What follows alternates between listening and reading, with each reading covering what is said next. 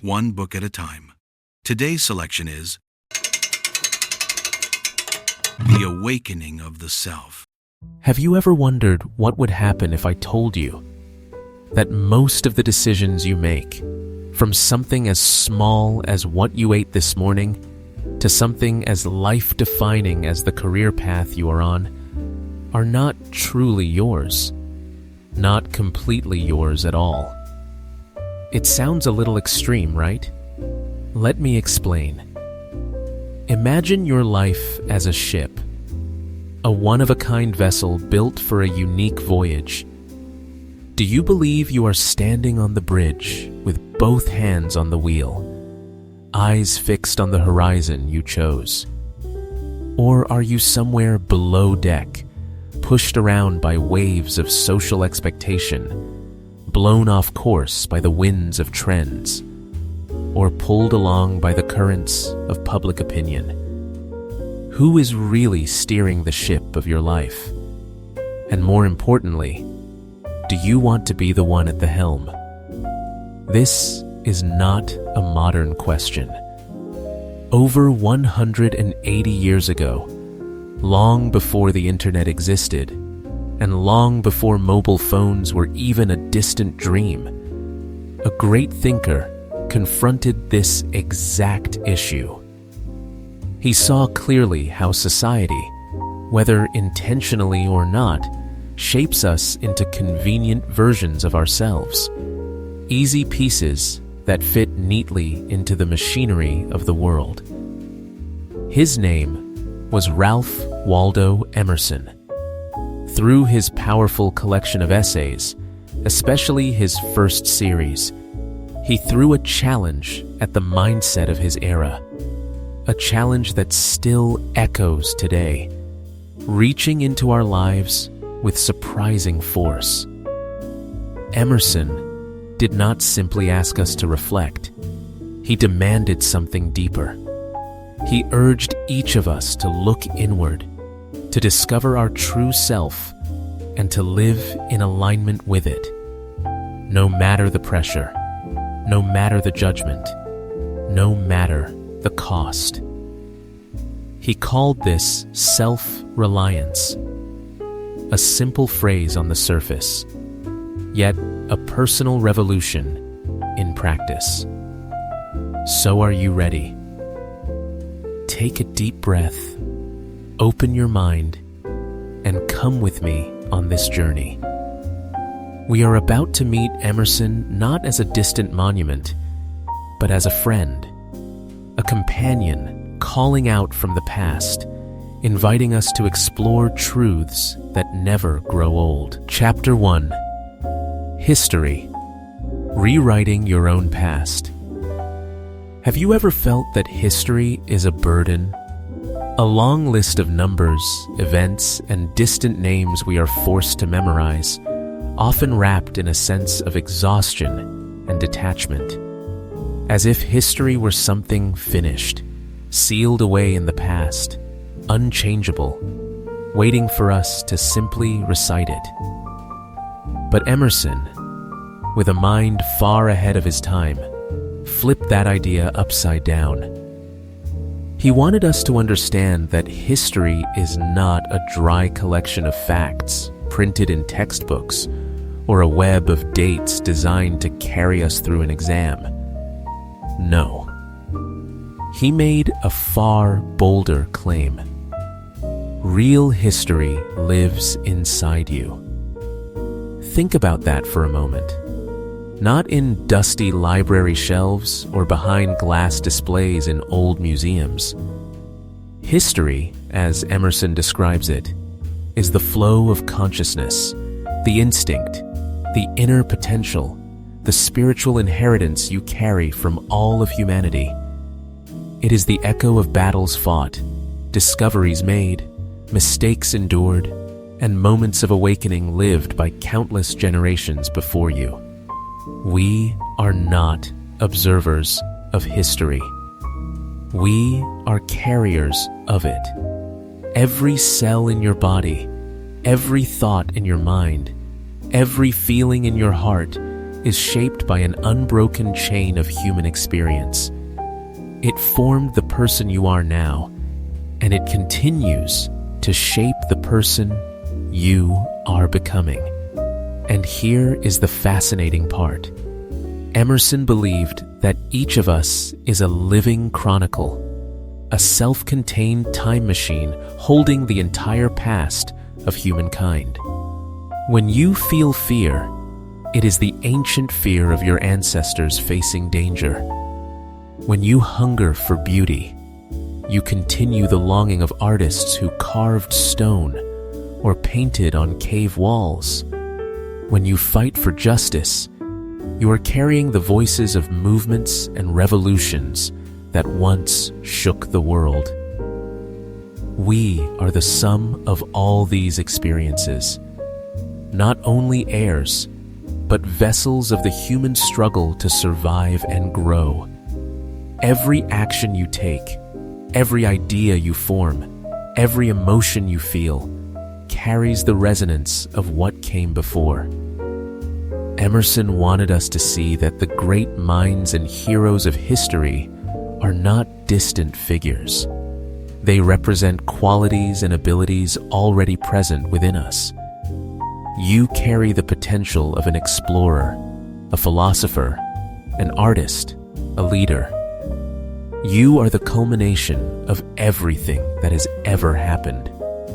With this perspective, reading history stops being an obligation and becomes a personal adventure. Emerson urges us to read history actively, not to be trapped by what happened, but to discover ourselves through it. Do not read to imitate. Do not read to feel small in the shadow of greatness. Read to recognize that the qualities and struggles of those who changed the world are the same qualities and struggles resting quietly within you. History is a mirror, not a prison. It reflects your potential, not your limits. When you read about someone who transformed the world, do not say, "I could never do that." Instead, ask, what part of their character also lives in me? What lesson from their journey can help me rise to my own potential? Look for the threads that connect their story to your own. Ask yourself what this means for you and how you can apply it to your life. Emerson wanted to free us from the belief that history is an external authority, a heavy past we must carry. Instead, he invites us to turn history into a companion, an endless source of inspiration for writing the next chapter of our own lives. This is not just a new perspective. It is liberation. It frees us from the shadows of old mistakes, from the limits of outdated beliefs. It gives us the right and the responsibility to shape our own narrative in the present moment. We can rewrite the past by changing how we interpret and engage with it, and through that, we create a stronger future. Chapter 2, Self-Reliance, the Declaration of Independence for the Soul. After a reflective beginning, we now move deeper into a theme that touches every cell of your being, a theme that never grows old, especially in a world as noisy and chaotic as ours. This is Chapter 2. Self-Reliance, the Declaration of Independence for the Soul. From the very first lines of this essay, Emerson delivers a powerful statement, almost a challenge, a call that vibrates through the chest of anyone willing to listen. Trust yourself. Every heart vibrates to that iron string. That iron string, sharp, firm, unbreakable. This is not arrogance or ego. For Emerson, That iron string is the moral compass inside you. It is the quiet instinct that tells you what is right. It is the voice of your truest self, the one you were born to become. It is absolute trust in your own judgment, in the impulses and thoughts that rise from within, not from the expectations of society or the opinions of others. Have you ever felt a strong inner pull urging you to act, even when logic or outside advice tells you to do the opposite? Maybe it is choosing an unconventional career path, pursuing a dream that looks unrealistic, or standing up for a belief no one else agrees with. That is your iron string. And Emerson is telling us to trust it, to honor it above everything else in the world, because it is the root of your power and your truest authenticity. But why is it so hard to trust ourselves? Emerson identifies what he calls a kind of sickness, a silent enemy of self-reliance, imitation. He declares something many of us need to hear again and again. Envy is ignorance. Imitation is suicide. It sounds harsh, almost extreme, but think about it. When you envy someone, you waste your energy wishing for a life that is not yours. You refuse to see the value of your own gifts.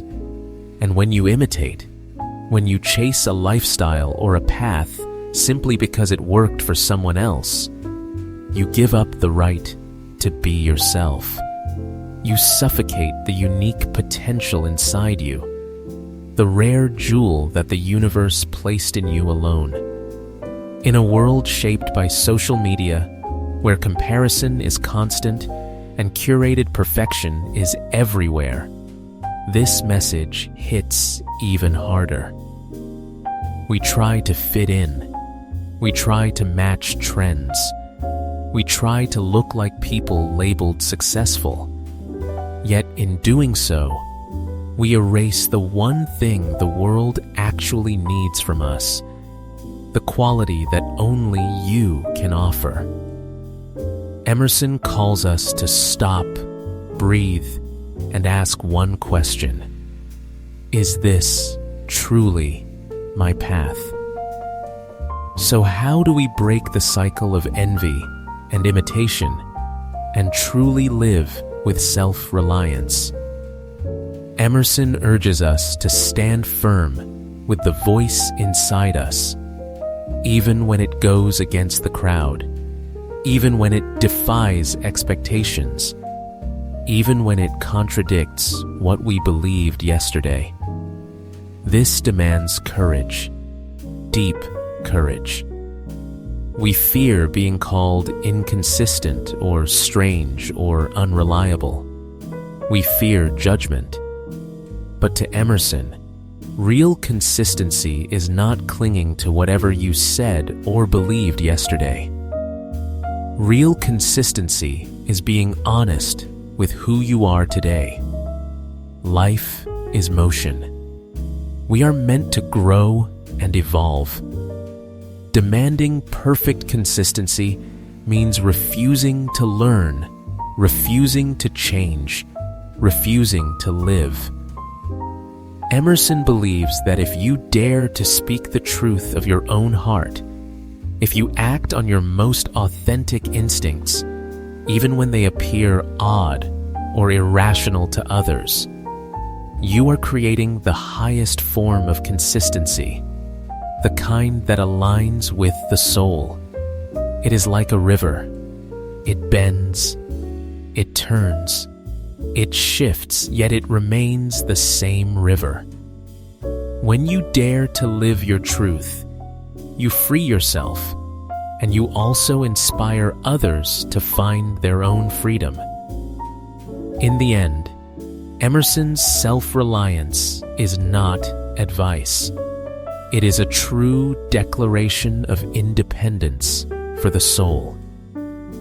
It calls us to release our dependence on outside opinion, to stop comparing, and to trust the iron string within. It invites us to live with honesty, to face judgment with courage, and to honor the unique journey meant only for us.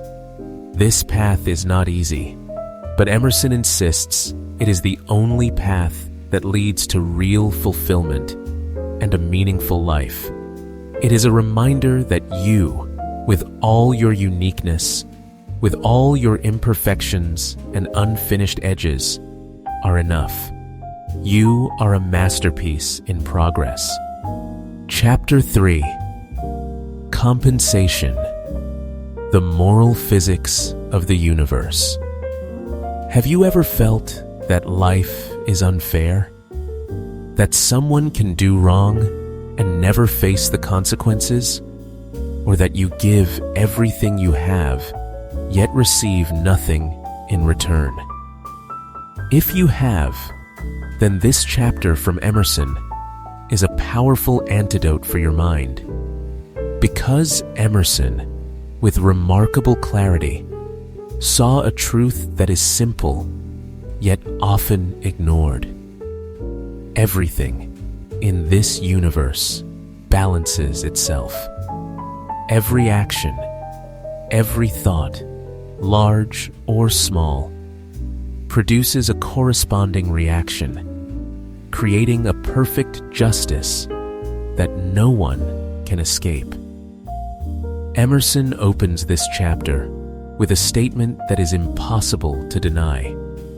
Every debt must be paid. Nothing is free.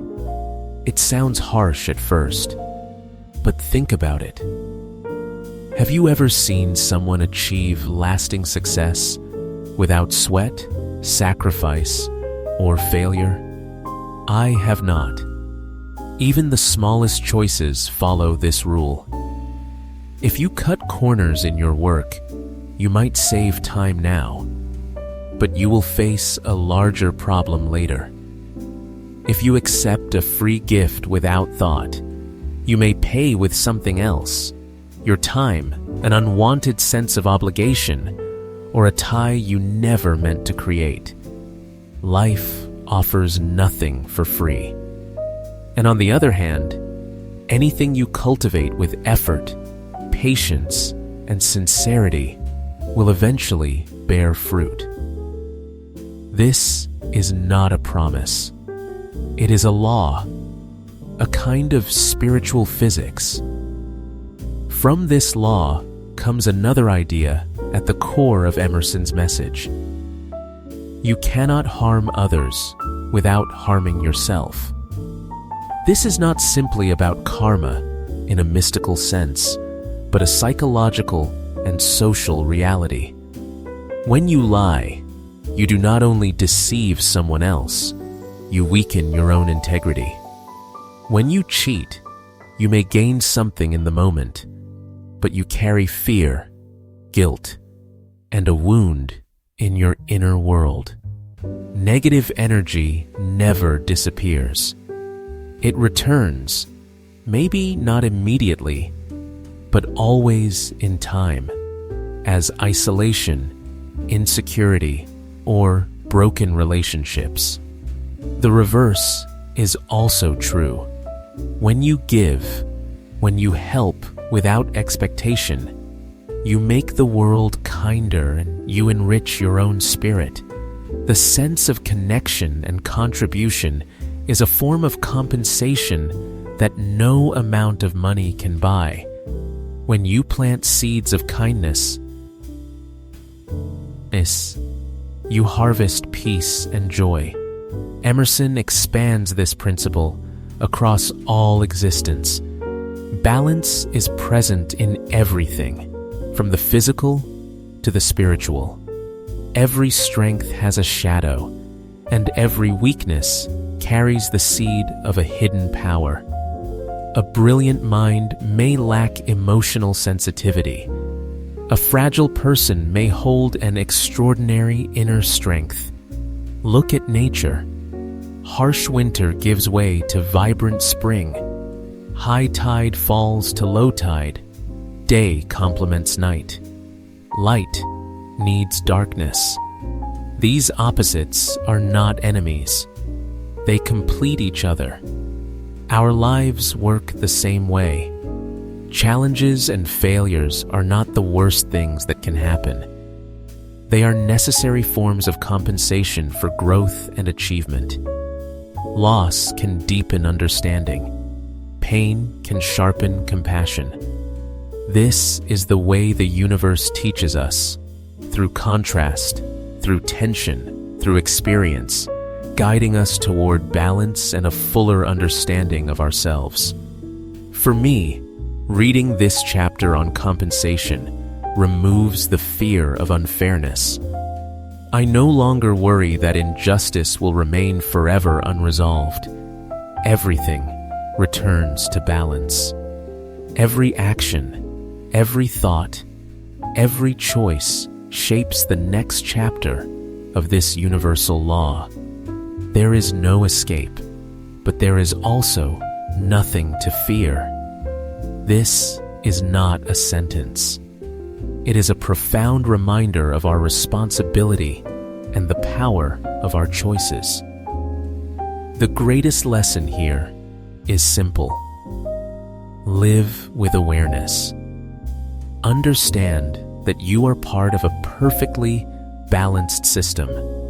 You reap what you sow. You receive what you give. And sometimes what you get is not what you wanted, but exactly what you needed for the balance of your own life.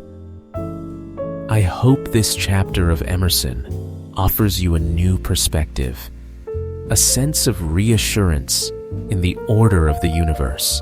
Chapter 4, Spiritual Laws, Listening to the Voice Within. It may sound mysterious or distant, but trust me, this is not about religious rules or legal codes. Emerson is talking about invisible principles, powerful forces that shape our lives every single day, whether we notice them or not. He saw these spiritual laws as the physics of the inner world. Just like gravity or the law of conservation of energy, they operate objectively, without bias, and they are present in every corner of existence. Let us begin with an idea you may have heard before, but Emerson lifted it to a higher level. Right action is its own reward. We often do the right thing because we expect praise, recognition, or protection from punishment. We give in order to receive. But Emerson tells us that when we act with integrity, when we do something simply because it is right, the feeling of rightness itself, the inner peace, the alignment with our highest nature, this is the greatest reward we can ever receive. It requires no approval from the outside world. It works like a kind of inner karma. You reap what you sow, but not from some external judge or cosmic force. The harvest happens inside you. When you act with kindness, your heart feels lighter, clearer, filled with positive energy. When you act against your conscience, even if no one knows, you feel unsettled, anxious, weighed down. That feeling is the direct feedback of the spiritual universe within you. Have you ever helped someone without expecting anything, and afterward felt a quiet joy, a deep peace, a sense of fullness rising from within? This is what Emerson means. The true reward is not the thank you or the recognition. It is the purification and elevation of your own soul. And it is this act of listening to those inner signals of right and wrong that leads to the growth of the soul.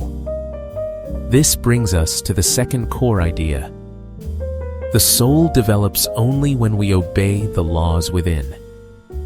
Emerson believed that each of us carries an internal law, a natural moral code that needs no teacher. When we live according to that code, our soul expands, deepens, strengthens, and becomes more authentic. It is like a tree that grows, not because someone commands it, but because it follows the inner law of the seed. But when we obey only the rules of society, rules we do not feel aligned with, we may become good citizens, but our souls remain underfed. It is like memorizing a poem without understanding it. You can recite it, but it never touches your heart. The soul needs nourishment from genuine alignment, from living in harmony with the sacred core inside us. So how do we hear these inner laws? How do we know what is right for us? What will help our soul grow? Emerson's answer is clear. Intuition is the voice of the soul, the true moral compass. Intuition is not analysis, not emotion, not fear, not desire. It is a pure knowing, a deep clarity about what should or should not be done, often appearing before the rational mind can gather all the evidence. It is like a wise teacher living inside you, whispering the most honest guidance, pointing quietly toward the right path. The question is, do we listen? In the modern world, we drown in external noise, expectations, and logical calculations. We fear being called irrational or emotional if we follow our intuition. But Emerson reminds us that intuition is the most trustworthy voice we have because it comes from the root of truth, from the spiritual essence of who we are. I remember standing before an important decision at work. My mind made charts, lists, calculations, and every logical sign pointed in one direction. But deep inside, a faint unease kept rising.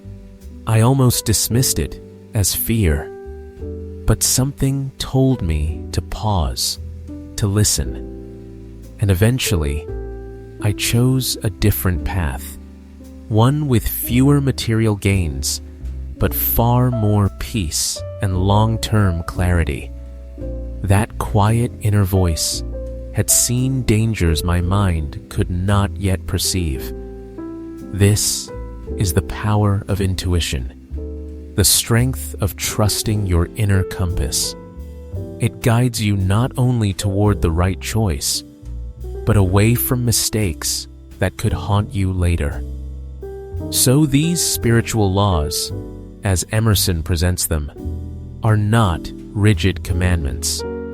They are invitations to turn inward, to reconnect with our truest self. Trust your inner sense of rightness. Act with inner integrity, and learn to listen to intuition, the sacred voice within. When we do this, our souls grow stronger, and our lives become more meaningful and more free. We are no longer controlled by external expectations or fear of judgment. Instead, we live from the inside out, aligned with our deepest truth. Chapter 5. Love, the beauty beyond possession. This is not the romantic love of novels. It is a spiritual exploration, an expansion of the self. Emerson does not see love through the lens of ownership or desire. For him, Love is a noble force, a flame that lifts the spirit, a deep admiration for beauty and virtue. Let us explore the 3 core ideas that shape his unique philosophy of love. First, love is an expansion of the self, not a narrowing of it. We often think of love as finding our missing half, then holding on to that person as if they were something we own. Connection is beautiful, but it can be accompanied by fear, jealousy, and invisible limits. It can feel as if loving someone means shrinking our world so it fits them perfectly. Emerson sees it differently. True love, to him, is like a flower opening, not closing. It is the self stretching outward, moving beyond its limits to blend with the beauty and sacredness in another person. The feeling is not, "I need you to complete me," but "you inspire me to grow, to become larger than I was before." When you love sincerely, you do not see the other person only as an individual. You see their connection to something greater, to the harmony of the universe, to the quiet order within the world, and in seeing that, your own soul stretches and reaches deeper.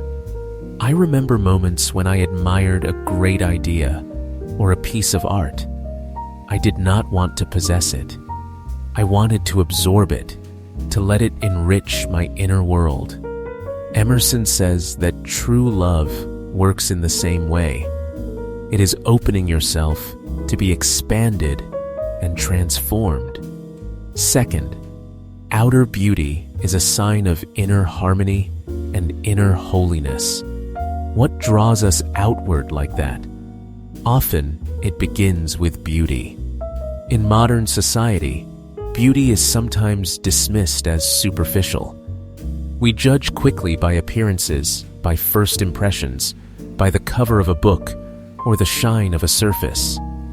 But Emerson does not treat outer beauty as shallow. He sees it as a symbol, a doorway into harmony and goodness. When we are moved by a radiant face, or a graceful gesture, or a voice that stirs something inside us, Emerson says, this is not mere physical attraction.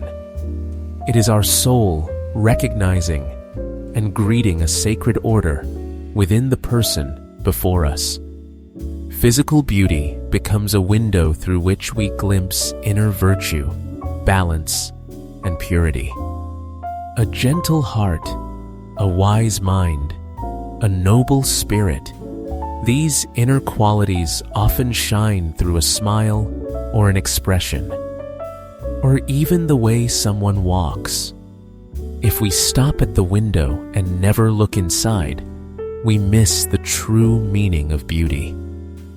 Emerson invites us to see beyond the surface, to recognize that real beauty is always a reflection of something higher, a harmony of essence. Third, real love does not seek possession. It seeks inspiration. And this brings us to the heart of Emerson's message. True love does not try to own someone. It seeks to inspire. In our culture, love often comes with jealousy, exclusivity, and control. We want to have the person we love, to claim them as ours, sometimes without realizing how this limits their growth and our own. Emerson sees love as the opposite. Love, in its purest form, lifts both people upward. It is not a cage. It is a pair of wings.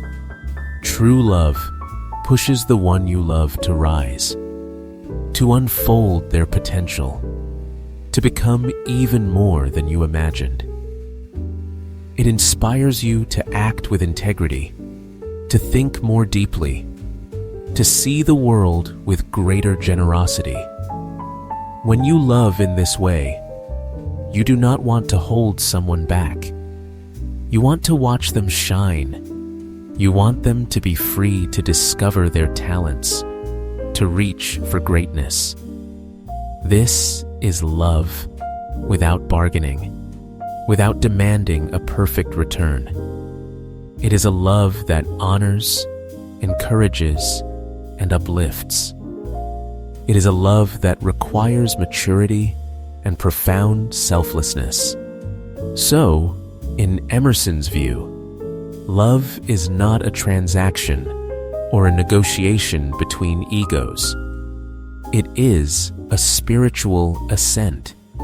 It is the widening of the self. It is the ability to see inner beauty reflected through outer form. And above all, it is a force that inspires growth rather than restricting it. Reading Emerson invites us to reflect on how we love. Are we trying to possess, or are we trying to inspire? Are we shrinking someone's world, or helping it expand? And are we doing the same for ourselves? A powerful question, isn't it? Chapter 6. Friendship. The meeting of two independent souls. A friend is a masterpiece of nature. It sounds poetic, almost idealistic. But Emerson truly believed friendship to be something sacred, something shaped with intention by nature itself. A true friend is not a product of convenience or calculation. They are the embodiment of beauty, truth, and goodness refined by life. When we meet a soulmate in the form of a friend, it is as if we encounter the best part of ourselves reflected in another being. I think of my own closest friends, the ones who have walked with me through storms and sunlight.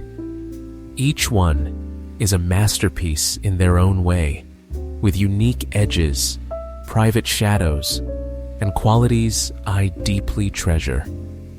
What matters is not just their presence, but the simple fact that they are who they are, and their existence enriches my world. The way to have a friend is to be one. It is a classic line, and Emerson elevates it even further. To him, being a friend is not just about kindness or willingness to help. It is about being a person worthy of friendship. It means being honest, principled, and committed to your own growth. Emerson believed that we attract friends who mirror our inner character. If you want friends who are honest, strong, and independent, you must become such a person first. Friendship is not a desperate pursuit. It is a reflection of the soul. You create a climate within yourself that allows similar souls to find and connect with you. Think about it. If you want to attract the good, you must embody the good. You cannot hope for genuine friendship if you are unwilling to open your heart, face the truth, or reveal who you really are. True friendship requires absolute sincerity and space to grow. This is the heart of Emerson's idea, and also the part that makes many people rethink what friendship actually is. First comes sincerity. Emerson had no patience for disguise, flattery, or surface-level talk in friendship. A real friend is someone you can be entirely yourself with, someone before whom you can lay bare your secret thoughts and deepest flaws without fear of judgment. A true friend will speak the truth even when it is uncomfortable, because they care about your growth. Friendship is not a stage where we perform. It is a sacred place where we set our burdens down. Second, and perhaps most unique, is space. Emerson believed that true friendship requires distance, respect, and the independence of each soul. This can sound strange at first. We often associate friendship with constant closeness and shared experiences. But Emerson argues that for a friendship to flourish, each person must have room to become themselves. Friendship is not meant to be a cage. It is meant to be a sky. Two souls should have the freedom to fly on their own paths, meeting at high altitudes where they can share light, joy, and strength without losing their individual trajectory. It is not dependence. It is admiration. It is two people honoring each other's independence. Only when both friends remain strong and self-possessed can the friendship truly thrive. Each person brings their unique gifts and depths into the relationship. I have seen this truth in my own life. Some of my most lasting friendships are with people I rarely see.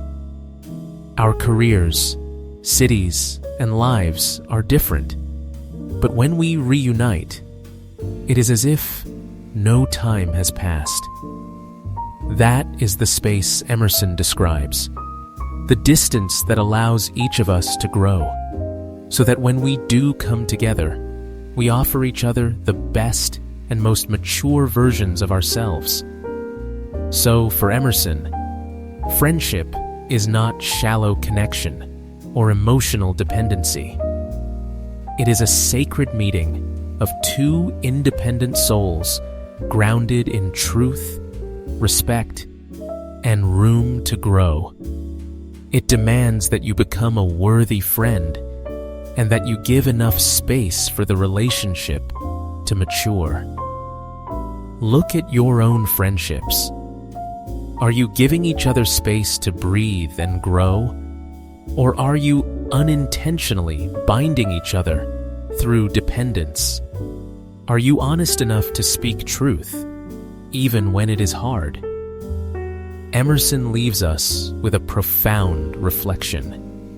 May this chapter offer you a new way to see friendship, not as something fragile to hold on to tightly, but as something strong and spacious, a bond in which two independent souls lift each other toward greater heights. Chapter 7. Prudence, the wisdom of everyday life. When we hear the word prudence, many of us think of timidity, caution, or a life lived too safely, without bold moves or daring leaps.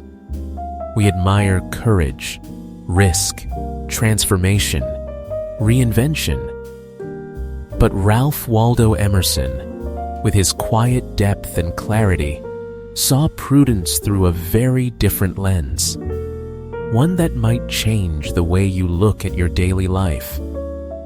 Emerson calls prudence the wisdom of everyday life, and in this chapter, he shows us that prudence is not limitation. It is the firm foundation on which a meaningful and fulfilling life is built. It is not cowardice.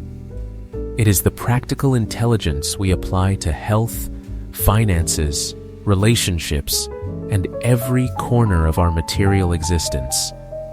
The first thing Emerson wants us to understand is this: prudence is the ruling deity of the material world. It sounds grand, maybe exaggerated, but think about it. What is the material world? It is our body, the health we depend on. It is money, work, the home we live in, the meals we prepare. It is our family ties, friendships, colleagues, the human threads we nurture. Prudence is not fear of loss. It is the ability to look ahead, to assess risk, and to manage these areas wisely so that we can stand on solid ground. It is like building a house. You cannot create a grand structure on loose soil or with weak materials. Prudence is the careful architect, ensuring that every brick is sound, every beam strong. It is not simply saving money. It is managing your resources so safety and opportunity coexist. It is not dieting. It is caring for the body that carries your dreams. It is not avoiding conflict. It is cultivating relationships so they endure and support your growth. And this is where prudence becomes the essential bridge between our highest ideals and our daily realities. We have all known people with brilliant minds and extraordinary dreams who neglect the basic foundations of life. They forget to sleep, mismanage their money, overlook their health, or damage important relationships because their focus is fixed on lofty goals. That is when dreams and reality separate. Emerson does not reject ambition or spiritual vision. He encourages us to reach for the stars. But he reminds us that to touch those stars, our feet must stand firmly on the ground. Prudence is the ability to hold both at once. It lets us dream while staying steady. It lets us look far ahead while also caring for the day at hand. I remember a time when I was so focused on creating grand ideas and ambitious projects that I forgot the basics. I ignored my health, stretched my finances, and depended too heavily on energy I did not have. Only when I practiced prudence in small decisions, time management, spending, listening to my body, did everything begin to flow more smoothly. My vision did not shrink. It rested on stronger ground. Finally, Emerson teaches that wise management of life is the foundation of spiritual growth. It feels counterintuitive. How can money and health be connected to the soul? But imagine someone who is constantly sick, drowning in debt, surrounded by broken relationships. How can their mind find the peace needed for reflection, insight, or spiritual awakening? It is almost impossible. When the basics of life are unstable, the mind becomes preoccupied with survival. Anxiety becomes constant. Fear becomes familiar. There is no space left for vision, understanding, or inner clarity. Prudence creates order. It creates stability. When the body is well, finances steady, relationships harmonious, the mind is freed from the weight of worry. Then, and only then, do we have the energy and space to explore the inner world, to grow, to deepen, to elevate the soul. Prudence is not the final destination. It is the boat that carries us toward the larger ocean of meaning. So in Emerson's eyes, prudence is not dullness or fear. It is a form of practical wisdom, an art of living, a way of steering the ship of life through the waves of the material world so that we may eventually open our sails to the vast seas of the Spirit. Ask yourself, where in your life do you need prudence, health, finances, relationships, A small act of carefulness today can make a vast difference tomorrow. It can become the foundation for a lifetime of purpose and clarity. Thank you for listening. I will see you in the next chapter, where we continue uncovering the timeless insights of Ralph Waldo Emerson. Chapter 8: Heroism. Noble action in everyday life. When you hear the word hero, what image appears in your mind?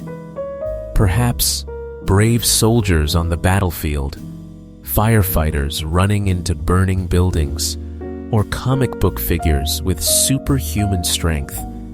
We often imagine heroes as extraordinary, shining, larger than life. But Ralph Waldo Emerson invites us to see heroism through a completely different lens, one that brings the heroic down from myth and places it gently into our everyday lives. For Emerson, a hero is not someone far away in a story. A hero can be us, right here, living our ordinary days. This chapter reminds us that heroism is not only for war and crisis, but for the daily choices each of us makes with courage and integrity. So what is a hero in Emerson's eyes? First, a hero is someone who lives their ideals with unwavering consistency. Emerson does not search for heroes on dramatic battlefields or grand stages. The true hero, he says, is the person who dares to live in full alignment with their values, even when no applause is waiting. Ideals do not have to be lofty or abstract. They can be truth, justice, kindness, compassion, integrity.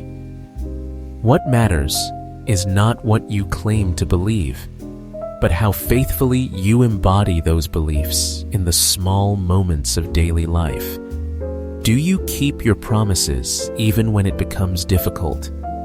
Do you speak the truth even when the truth is unpopular? Do you protect someone who is vulnerable even when it may inconvenience you? This is the quiet yet powerful consistency of a hero. It requires internal strength, a harmony between thought and action, between principle and practice.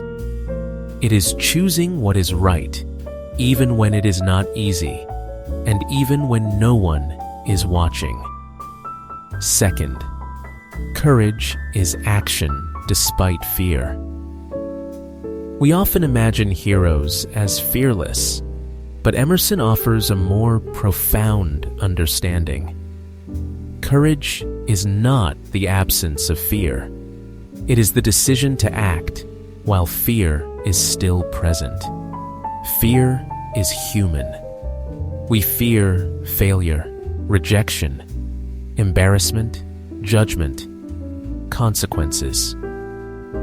These fears can paralyze us or hold back our greatest potential. A courageous person, according to Emerson, is not someone without fear, but someone who refuses to be governed by it. They feel the fear, and still they act. Think of the everyday acts of courage around us: standing up for someone being bullied, admitting a mistake even when criticism is inevitable, sharing an honest opinion in a meeting even when it contradicts the boss, leaving a safe job to pursue a passion that feels alive and risky, opening your heart to someone, knowing you might be hurt. Each act requires courage, because each act asks us to face something frightening within ourselves. Third, every person has the potential to be a hero in their own life. This is perhaps Emerson's most inspiring belief. You do not need extraordinary power or lofty titles to be heroic. Heroism in your own life might look like this: learning a new skill even when you think it is too late, pursuing a long-term goal despite setbacks and discouragement, forgiving someone who hurt you and freeing yourself from resentment, facing an illness or loss with dignity and strength, choosing to live your truth rather than living for the expectations of others. Heroism, for Emerson, is a personal journey. It is the conscious choice to live meaningfully, guided by your highest nature. It demands self-awareness, self-respect, and a steady will to honor your convictions, even when society does not reward them. So what is the message Emerson leaves us with? Heroism is not a distant myth. It is a collection of daily choices. It is the courage to follow your conscience. It is the commitment to live your ideals. It is the willingness to act in spite of fear, to reach for a better version of yourself. Each of us carries a seed of heroism. The question is whether we will cultivate it, whether we will give it the light and attention it needs to grow. Ask yourself, today, how can I be the hero in my own story? A small step can create a powerful shift for you and for everyone around you. Chapter 9. The Oversoul. The connection that unites all things. This is an idea that feels both simple and incredibly profound. The first time I read it, something in my mind opened. Emerson is not only talking about the individual soul each of us carries. He introduces a concept far larger, a universal consciousness, an infinite field of spirit in which every private soul participates. Imagine this. We are droplets in a boundless ocean. Each droplet has its own shape, its own shimmer, its own flavor. But in the end, it is all water. It comes from the ocean and returns to the ocean. This is the Oversoul. Emerson wants us to understand that your soul is not an isolated island in a vast sea. It is a small but indispensable expression of a cosmic consciousness. We are part of something larger than ourselves, a spiritual network that connects every creature, every life, every moment. Not only human to human, but human to nature, to the universe, to past, present, and future. When you feel a deep connection to an ancient forest, to a river rushing with life, or to a piece of music that moves you beyond words, Emerson would say, "This is the Oversoul whispering to you." So how does the Oversoul appear in our daily lives? Emerson believes that moments of insight, flashes of intuition, sudden bursts of clarity or inspiration are all evidence of this connection. These are not created solely by our limited personal intellect. They are glimpses of the infinite mind flowing through us. Genius, in Emerson's view, is not the possession of a rare few. It is the ability to tap into that shared reservoir of knowledge, a melody that arrives in your heart, a brilliant idea that seems to surface from nowhere, a sentence that writes itself inside your mind. These may not be products of effort alone. They may be messages from the larger self, the cosmic self, offering you a piece of its eternal wisdom and beauty. Intuition becomes the shortcut by which the Oversoul reveals truth, letting us see beyond the surface into the essence of things. And when we realize we are part of this whole, when we understand that each of us is a ray from the same radiant sun, empathy becomes more than a virtue. It becomes recognition. If we are all threads in the same tapestry, then when you look into the eyes of a stranger, you are meeting a fragment of yourself. Their suffering is a small echo of your own. Their joy is an extension of your joy. Compassion is no longer an effort to understand someone else. It becomes the natural awareness that there is no true separation. The boundaries between you and me, between us and them, are illusions created by the surface of life. Deep inside, we are woven from the same living fiber, the same source. When you help another, you help a part of yourself. When you love another, you open your heart to the universe living within them. So, the Oversoul is not a dry philosophical concept. It is an invitation. It asks us to live more consciously, more connected. It challenges us to look beyond the small self and discover the vastness flowing within and around us. Take a moment to reflect on this. You are not alone.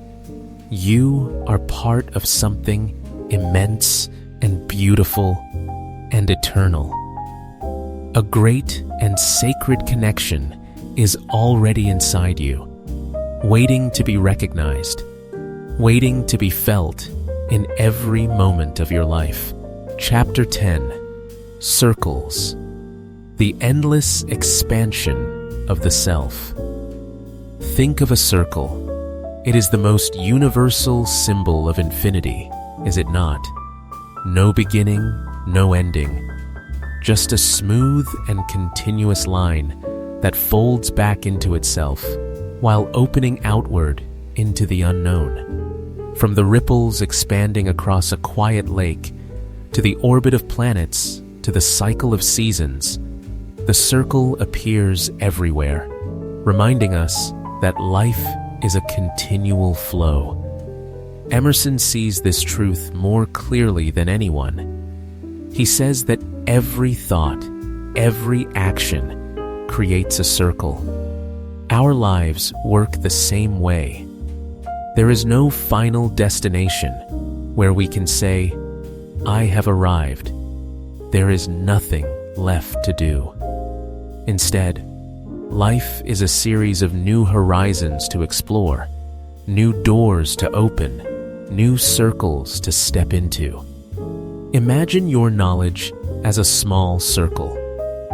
Each time you learn something new, the circle expands, revealing concepts and possibilities you never knew existed. And then you realize that your circle sits inside a larger circle, the vast landscape of human understanding, the mysteries of nature, the spiritual truths that science and philosophy continually chase. The circle never stops growing. Each answer reveals a new question. Each truth opens into a greater truth. But Emerson wants us to understand something deeper. To expand a circle, you must be willing to let the old circle dissolve. You must release old beliefs, outdated assumptions, ideas that once defined your world, but now restrict it. It is like drawing a circle in sand. To create a larger one, you must accept that the smaller one is no longer the boundary. Emerson writes, "Every new circle will swallow the old." This sounds fierce, but it is not betrayal. It is growth. It is acknowledging that what we believed yesterday might be too small for who we become tomorrow.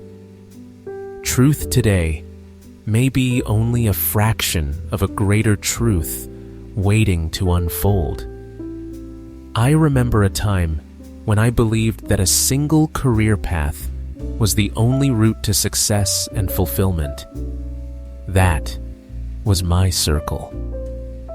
But through experience, books, conversations, and reflection, I learned that life holds countless possibilities, and happiness can grow from many directions. The old circle cracked, and a wider, more generous one emerged. It made me stronger, more open, more willing to embrace the unknown. Emerson teaches that growth is the nature of life. There is no final peak, no moment when we are done. Every achievement becomes the center of a new circle waiting to widen. This is the beauty of being alive. The lesson of circles is simple but profound. Stay curious, stay open. Allow your mind to stretch beyond what it knows. Do not fear letting go of old ideas. Outside every familiar boundary is a new horizon waiting for you. And each horizon leads to a deeper understanding of the world and of yourself. Live as a circle that is always expanding. What new circle have you stepped into? What belief have you outgrown? What greater truth is calling you forward? Chapter 11, Intellect, the Flash of Truth. With remarkable delicacy and intuition, Emerson paints a picture of intellect that reshapes how we understand it. He challenges the common belief that intellect is something we collect, build, or create. Instead, he defines intellect as a special capacity, the ability to perceive truth directly and spontaneously, without the scaffolding of logic or analysis. It is like a sudden flash of light inside the mind, an insight that arrives fully formed. So what does this mean? Let us explore the layers of this idea. First, intellect is reception, not creation. Think of knowledge. Knowledge is like gathering bricks to build a house. You must study, memorize, analyze, combine. It is an active process that depends on effort. But intellect, says Emerson, is not something we make. It is something we receive. It is like opening a curtain. You do not create sunlight. You simply allow it to enter the room and illuminate everything. The light was always there. Or picture a radio. You do not create radio waves. But when you tune to the right frequency, the music appears. Intellect works the same way. It is not a product of force. It is a quiet alignment with the deeper truths of the universe, the larger self that Emerson speaks of. When a profound idea appears in your mind without step-by-step reasoning, that is intellect speaking. Second, truth cannot be taught. It must be discovered from within. This leads to another revolutionary idea. Truth cannot be transmitted like a lesson. Schools teach information, formulas, dates, theories. These are tools, maps. But the journey itself, the real truth, must arise inside you. No one can teach you love, freedom, wonder. They can describe such things, but the understanding must come from your own inner experience.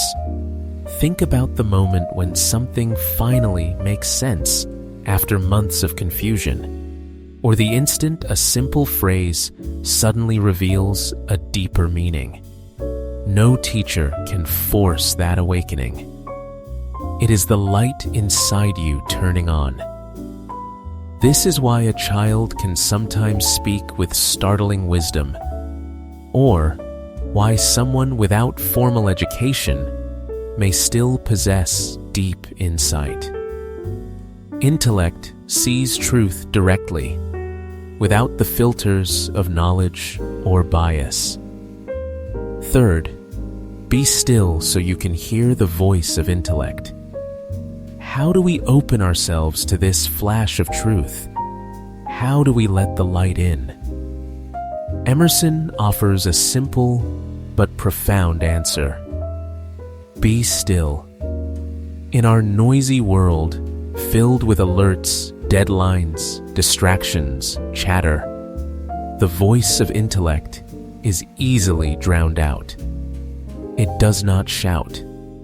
It whispers. It reveals itself in moments of quiet presence. We must create space for it. Time alone. Walks in nature. Moments of silence. Meditation. Sitting quietly without reaching for a phone or a task. When the outer noise fades, the inner lake becomes calm. Imagine your mind as a lake. When the surface is restless and disturbed, you cannot see the bottom. But when the water becomes still, clear, transparent, you can see the stones, the branches, the depth. That clarity is intellect. It has always been there. Stillness allows you to perceive it. So, my friends, intellect, as Emerson sees it, is not accumulation. It is direct perception. It is reception, not invention. It cannot be taught. It must be awakened. And to awaken it, we must learn to be still, to listen for the quiet glow of truth within. Open your mind. Open your inner space. Let the subtle light of truth enter your life and guide you into a deeper understanding of the universe and of your own soul. Chapter 12. Art, nature seen through the human lens. Art, in Emerson's eyes, is never a matter of decoration or entertainment. It is a profound effort of the human spirit to reveal the beauty and order already present in the universe. Art is a bridge that joins the grandeur of nature with the small but yearning soul of the individual. It is the way we try to seize and show the sacred patterns we sense in the world around us. The first thing Emerson wants us to understand is this: art is nothing more and nothing less than nature rearranged by human imagination. Consider a painter. A painter does not create color. They borrow pigments from earth, minerals, sunlight, and place them on canvas to form a landscape or a face. A sculptor does not invent stone or wood. They carve it, free it, and reveal a form that speaks to the human heart. Even music, which seems abstract and intangible, is simply the arrangement of vibrations already humming within the universe. A composer shapes sound into melody, rhythm, harmony. An architect does not create steel or wood or glass. They arrange them into a space that shelters the human spirit. None of this is imitation. It is translation. The artist is a gifted interpreter who takes the language of nature and turns it into something the human heart can understand. The artist seeks the hidden order and brings it into light. And what drives them? Not the material itself, but the eternal beauty behind it. Every painting, every poem, every symphony is an attempt to capture a glimpse of the ideal, the divine pattern that shines through the world. Emerson believes that true beauty is not in the object. It is a ray from the universal spirit, a reflection of something holy.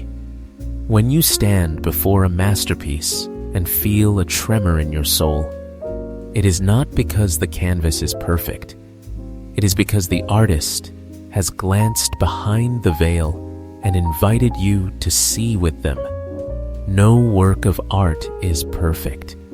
No artist can fully recreate the majesty of nature.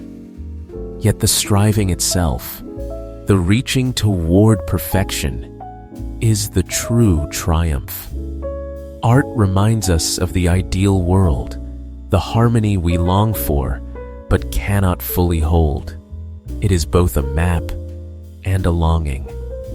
But art is not reserved for museums or grand halls.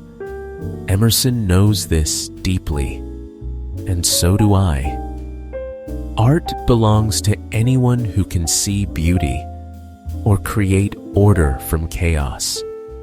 You do not need to be a genius to make art. You simply need a heart awake to beauty. Art appears in ordinary life, in the way you arrange a simple meal so it feels warm and inviting, in how you tend a small garden so that it breathes with the landscape, in the way you tell a story that makes someone pause and reflect. Whenever you notice the elegant curve of an old doorway or listen to a song drifting through the street, you are engaging with art. And whenever you create something with intention and care, even if it is only a handwritten journal entry or a neatly organized desk or the outfit you choose to wear today, you are shaping your life through the lens of beauty. This is how we join the creative rhythm of the universe. Art enriches us. It gives meaning to the ordinary. It lets us experience our own humanity through form and pattern and light. To Emerson, art is not luxury. It is essential. It is the great mediator that allows us to rearrange nature, grasp eternal beauty, and bring those insights into the everyday world. Open yourself to it. Let art enter the way you see, the way you touch, the way you shape your surroundings. When you do, you are not simply passing through life. You are participating in the dance of beauty and divine order. So we have walked together through the luminous world of Ralph Waldo Emerson in his Essays first series. And it has been quite a journey, has it not? From the power of individuality to the mystery of intuition to the vast connection between human beings and the universe, Emerson has opened doors in the mind that cannot easily be closed. And if I could distill all of this into 3 bright gems, 3 powerful truths you can carry with you long after this video ends, these would be the ones, the compass Emerson offers for the voyage of your life. The first truth is simple yet radical. Trust yourself. Emerson reminds us that what we call genius is nothing more than the courage to honor the integrity of your own mind. That small inner voice, the quiet sense of right and wrong within you, is the most trustworthy guide you possess. There have been moments, perhaps in your own life, when you stood at a crossroads, overwhelmed by advice and expectations, and yet beneath all the noise, something whispered a direction, a truth, a calling. When you followed it, even with fear, you found strength. When you ignored it, you felt lost. Trusting yourself is an act of bravery in a world that demands conformity. Yet it is the only way to live a life that is truly yours. For the world does not need another imitation. It needs you in your fullest and freest form. The second truth is to live in truth and connection.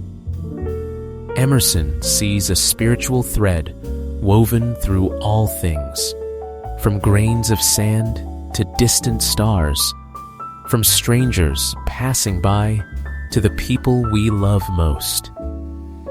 You are not a small, isolated being. You are a part of the entire universe, and the universe is alive within you. This is not abstraction. When your outer life reflects your inner truth, when kindness, sincerity, and clarity shape your actions, you step into harmony with that larger spirit. Think of the moments when you felt deeply connected, standing before a mountain, offering help to another, sharing a meaningful conversation. Those moments are glimpses of the Oversoul, reminders that your presence has purpose and weight. And finally, the third truth: keep growing always. For Emerson, life is not a ladder to climb or a finish line to reach, but a series of ever-widening circles. Each time you learn, reflect, or transform, the boundaries of your life expand and you step into a larger version of yourself. The person you were yesterday becomes the center of a new horizon. So do not fear change. Do not cling to outdated beliefs or identities. Growth is the law of life. Look at yourself 1 year ago, what you have endured, what you have learned, the strength and clarity now living within you. These are your circles expanding. Life is evolution. Embrace it. Welcome it. Walk into the unknown with curiosity. If even one idea from Emerson sparked something in you today, please press like. It tells me these conversations matter and helps more seekers discover this space. If you want to keep exploring great books, deep ideas, and the hidden truths of the human spirit, press subscribe. We are building a community of thinkers and dreamers who want clarity, growth, and meaning. And now, I want to hear from you. Which of Emerson's ideas touched you most? Which line felt as if it was written just for you? Share your thoughts in the comments. Your insight might be the spark someone else needs. If you know someone who could benefit from these ideas, someone searching for courage or direction, please share this video with them. Ideas become powerful when they travel from one heart to another. And remember, this video is only a doorway. Emerson's essays, first series, is waiting for you. Read it slowly, openly, and let it challenge and awaken you. Thank you for spending your time with me today.